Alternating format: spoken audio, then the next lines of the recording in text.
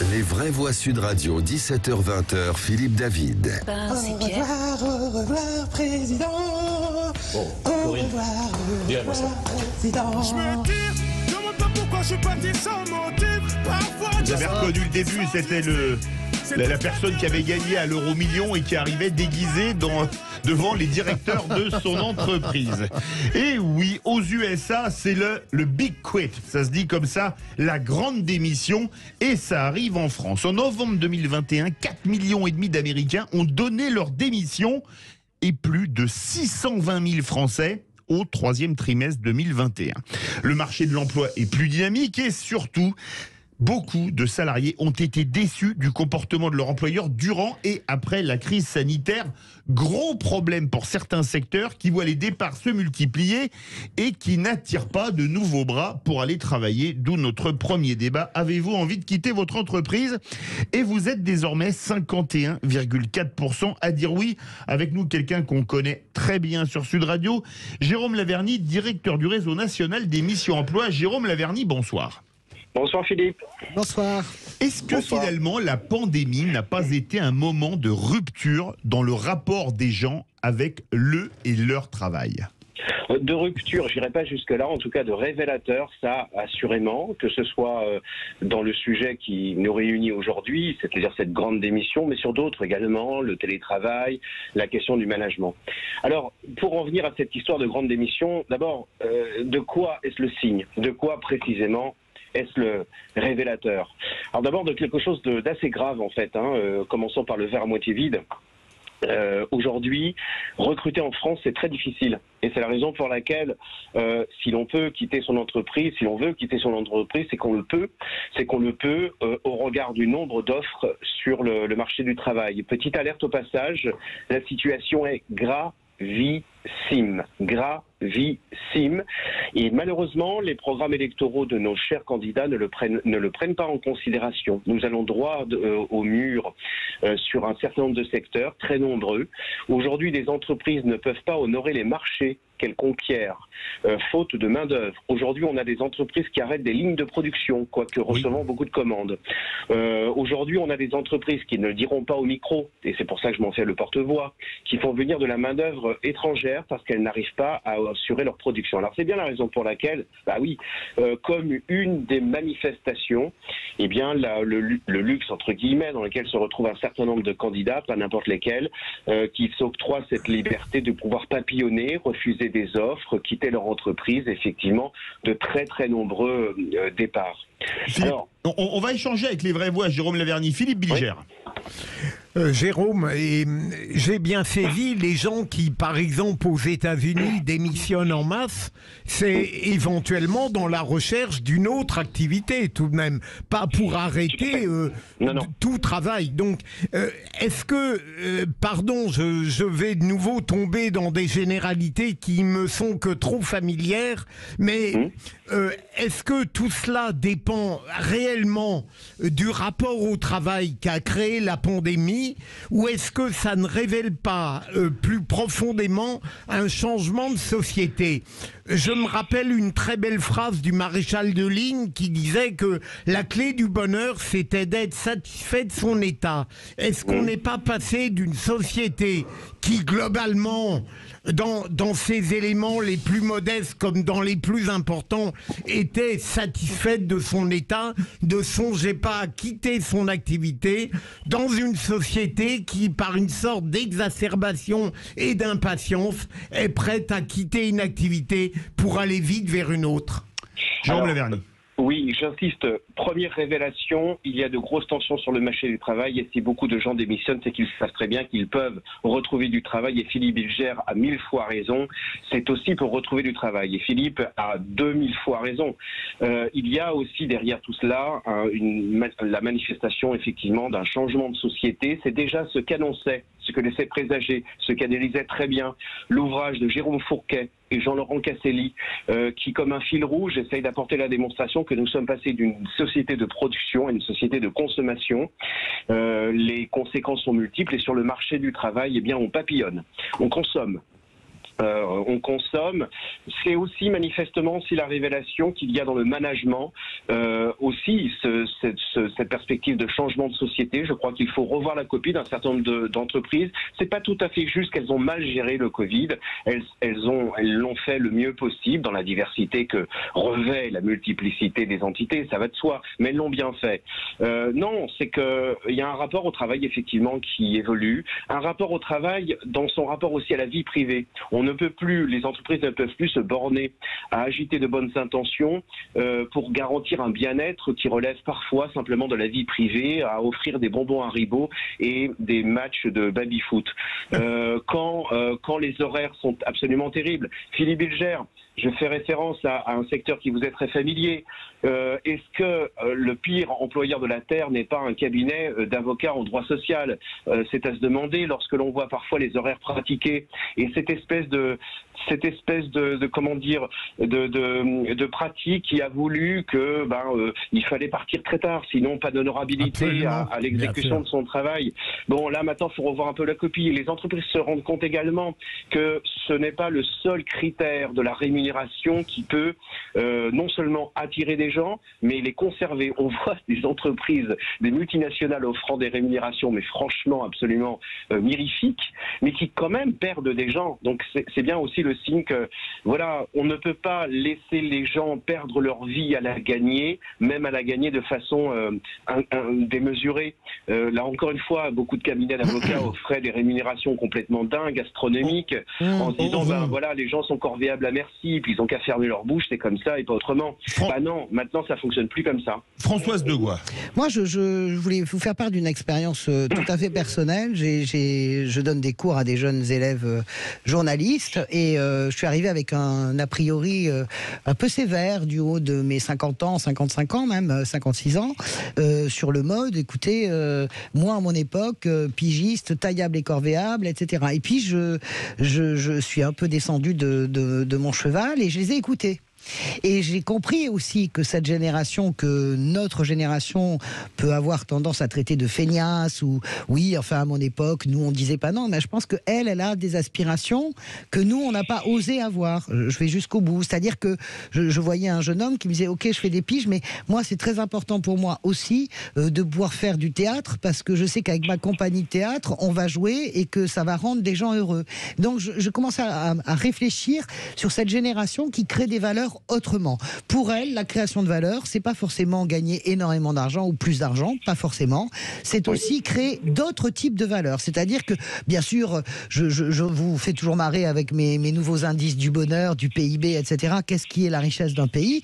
Mais la réalité, c'est que je me rends compte, en discutant avec cette jeune génération, que je disais, oui, mais vous êtes pas engagés sous Pécresse, mais ils sont engagés autrement. Ils ont des combats qui ne sont pas les nôtres. Ils sont vachement engagés pour le climat, ils sont engagés à travers des cagnottes litchis, ils pratiquent de la solidarité. Et je veux dire par là que c'est fascinant si on baisse un peu notre barrière du jugement, qui est normal parce que c'est notre génération et qu'on a bossé comme des forcenés, d'écouter les jeunes générations 18 ans, 30 ans et de se dire oui, mais après tout, est-ce qu'il n'y a pas une vérité dans ce qu'ils nous enseignent? Qu'en pensez-vous, Jérôme?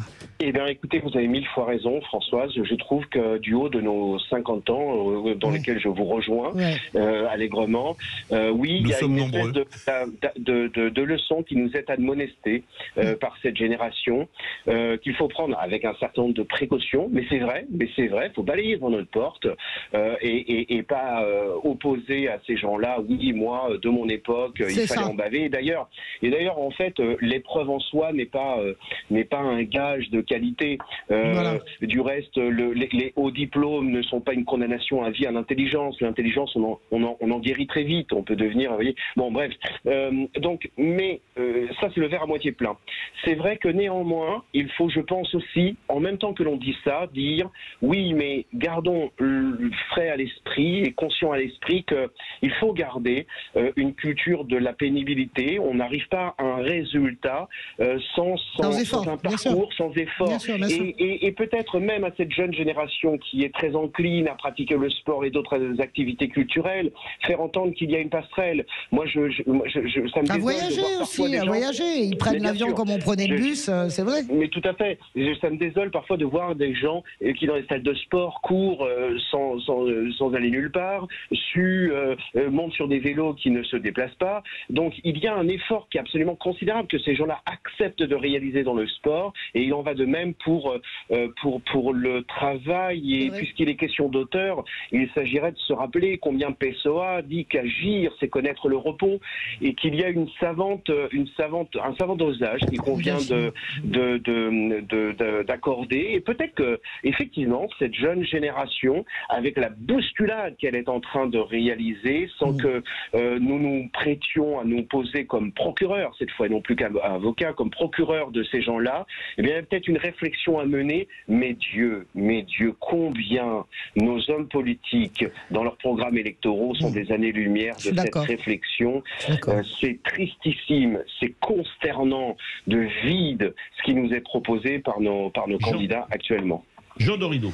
Alors, écoutez, moi je pense que je n'ai pas 50 ans pour le coup, et alors je ne vous rejoins pas dans toutes vos analyses, dans la mesure où ce Great Resignment là, qui vient des USA ne concerne pas que les jeunes, loin s'en faut. On a un mouvement global de personnes qui finalement quittent leur travail, et par rapport à ce que vous disiez, Jérôme, sur cette difficulté à recruter en France aujourd'hui qui est réelle, il me semble que les entreprises ont les collaborateurs et les candidats peut-être qu'elles méritent, parce qu'on a quand même, si vous voulez, une vie de l'entreprise qui a perdu toute dimension d'enchantement. On a connu quand même des plans sociaux à tour de bras avec cette espèce de novlangue. Alors on parle même plus de plan social maintenant, on parle de plan de sauvegarde de l'emploi. Oui, le PSE. Mais de qui se moque-t-on? Mais quel irrespect quand on parle à des personnes qui ont travaillé, qui ont mouillé le maillot, et on leur dit non, écoute, tu comprends, on fait un plan de sauvegarde de l'emploi, donc tu te dégages. Et donc, si vous voulez, je crois que les entreprises françaises ont été un peu des enfants gâtés, parce qu'elles ont eu justement une France avec un chômage de masse, des millions de chômeurs, avec une espèce de discours qui dure depuis 40 ans. Si vous n'êtes pas content, vous n'avez qu'à partir, sachant très bien que la personne, précisément à l'époque, ne retrouverait pas d'emploi. Et donc, à l'arrivée, maintenant que les choses, Dieu merci, commencent à changer, eh bien, elles ne peuvent plus recruter parce qu'elles ne savent pas faire rêver leurs employés. Et puis, on pourrait aussi continuer sur la taylorisation du travail, un travail qui perd complètement tout son sens, qui ne rime à rien. Les temps modernes de à l'arrivée, Chaplin. enrichir des actionnaires. Les gens travaillent pour enrichir des actionnaires invisibles. Ils ne travaillent même plus pour un patron, ils ne travaillent même plus pour un supérieur. Non, ils travaillent pour des actionnaires qui sont des fonds de pension à l'autre bout de la planète. Et donc tout ça mis bout à bout, ça donne effectivement un milieu du travail qui est d'une tristesse assez pathétique. Jérôme Laverny court parce qu'on a quelqu'un qui veut témoigner à l'antenne. Là, vous parlez de grandes entreprises. S'il y a peu de candidats, c'est parce que pendant des décennies, on a méconsidéré, on a mal considéré, on a ignoré beaucoup de métiers manuels où aujourd'hui on n'a plus de candidats. Quant au terme de plan de sauvegarde de l'emploi, je suis 1000 fois d'accord avec vous pour le trouver complètement indécent, mais attention, ce ne sont pas les entreprises qui en sont les auteurs. C'est l'État. Ce sont les pouvoirs publics. Bien sûr, c'est la directe, c'est ce qu'on appelle la direction régionale du travail, bien sûr. Je voulais juste en une seconde sur la fierté de l'atelier. Je suis très touchée de ce que dit Jean.